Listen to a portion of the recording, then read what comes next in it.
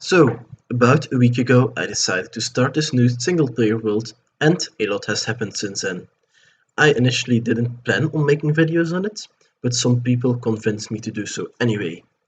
Because of that, I don't have that much footage of the early game, but I don't really think that's a big problem, since no one wants to see another person mine stone for 20 minutes. In this episode, I'll mainly focus on what I've done after killing the Ender Dragon. The focus of this Let's Play will be to talk about how you tackle a technical world, what farms you should make, and which decisions you make from a technical point of view. I will also try to tackle some common misconceptions I often see in more casual plays. In the later game, I will try to design most farms myself, even if they're maybe not the most efficient possible. In this, I'll also try to show you the design process and explain the mechanics going into the farm. With that said, let's get into it. First, we have to establish some rules. In my single player world, I won't be duping. No TNT duping, no sand or gravel duping, no concrete duping. There are two exceptions to this though. The first one is Dragon Eggs, and the second one is Bedrock, but only in case someone ever discovers a way to get Bedrock in survival in 1.16 or above. The no duping clause will also force me to dig perimeters by hand or use dispenser grids. On the topic of perimeters, I won't make any square perimeters. I personally find them boring and bland, I'd rather go for some more exciting shapes. I will also use some carpet rules. The first one will be Dragon Egg bedrock breaking, which implements the 1.12 bedrock breaking method in newer versions. I will also use shulkers respawn in end cities and stackable shulker boxes. I use respawning shulkers because I don't want to dupe shulkers.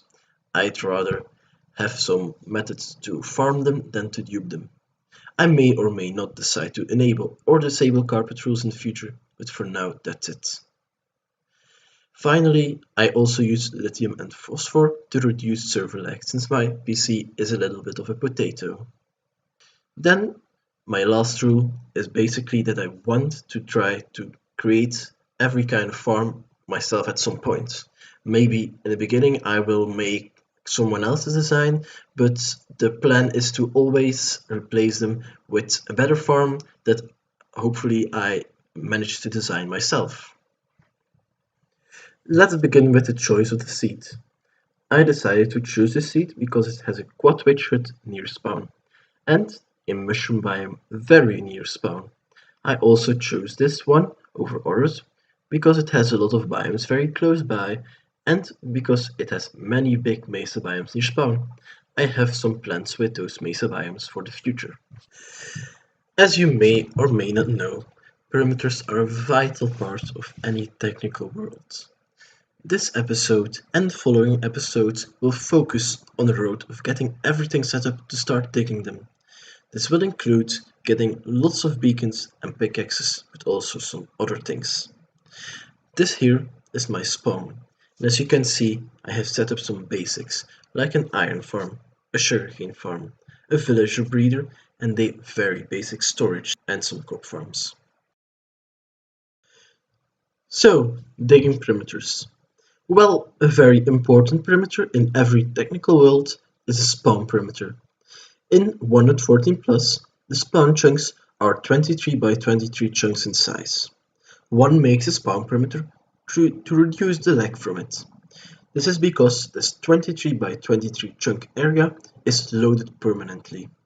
When a player is in the overworld, the middle 19 by 19 chunks will be loaded as entity ticking. In here, everything will be processed as normal.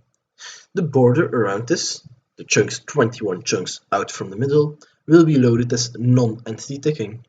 In here, entities won't be processed, but redstone, for example, will still work. This is sometimes also called redstone processing. Finally, you have the last border at 23 chunks out. This is conveniently called border chunks.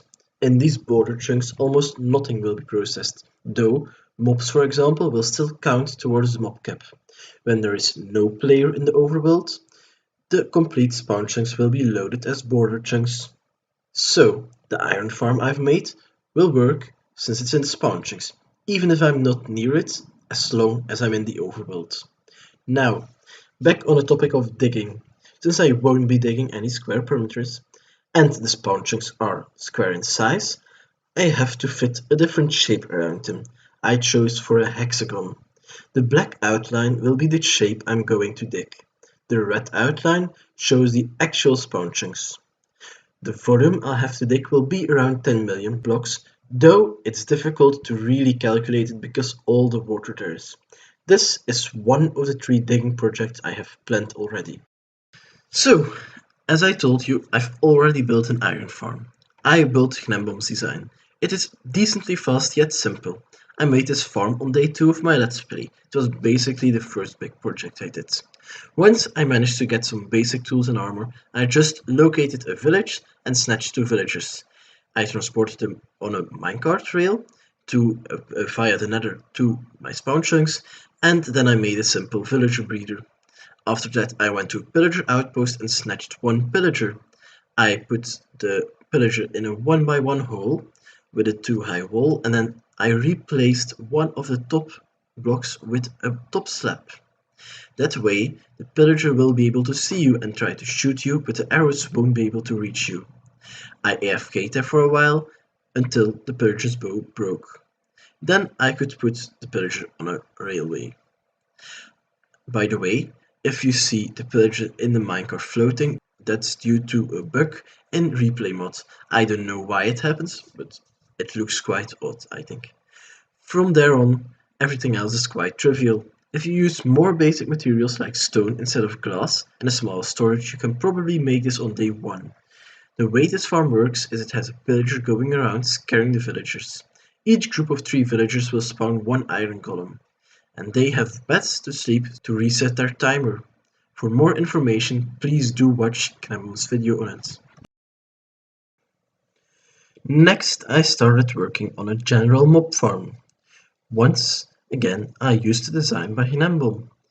This farm lets mobs spawn and then flushes them away into a hole for them to die. I used wither roses on top of soul sand to kill the mobs with armor. Because I used soul sand, the hoppers could pick up the items through the blocks. One thing I do want to touch on is the placement of the AFK spot. I often see people place the AFK spot in a place where it will decrease the spawn rate of the farm. I place it to the side. First of all, it is important to have the player at least 24 blocks away from the spawn pads. Mobs won't spawn closer to the player.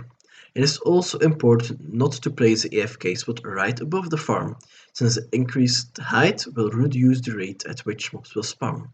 That's why the AFK spot is a little bit to the side of the farm. I also had to make sure that the 128 radius spawn sphere wasn't too low. If it is too low, drones will be able to spawn in the water.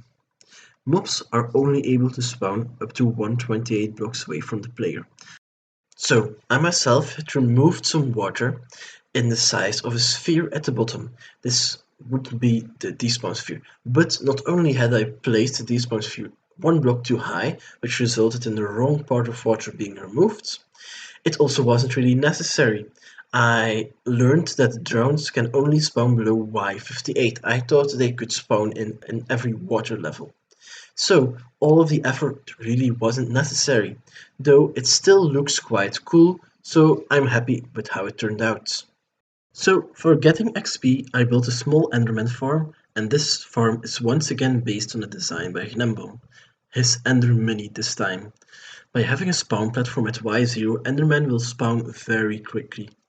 I then lure them into the hole with an Endermite, and then I can kill them with Sweeping Edge for as much XP as I want.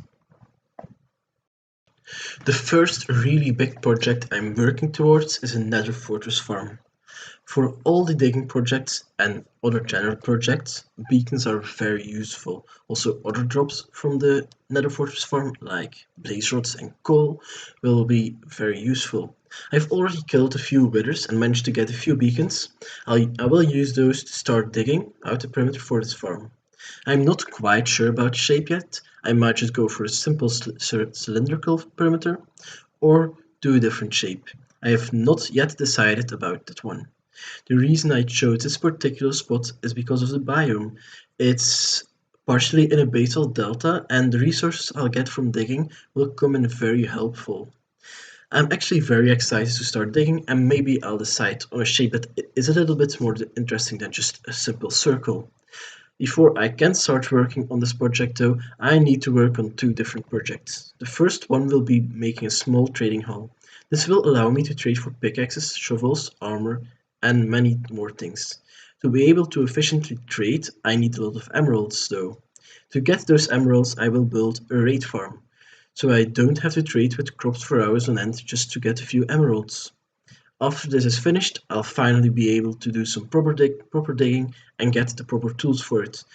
Other projects I want to do relatively soon includes a gold farm, a slime farm, a tree farm, and basically any other simple farm that could be useful in the early game.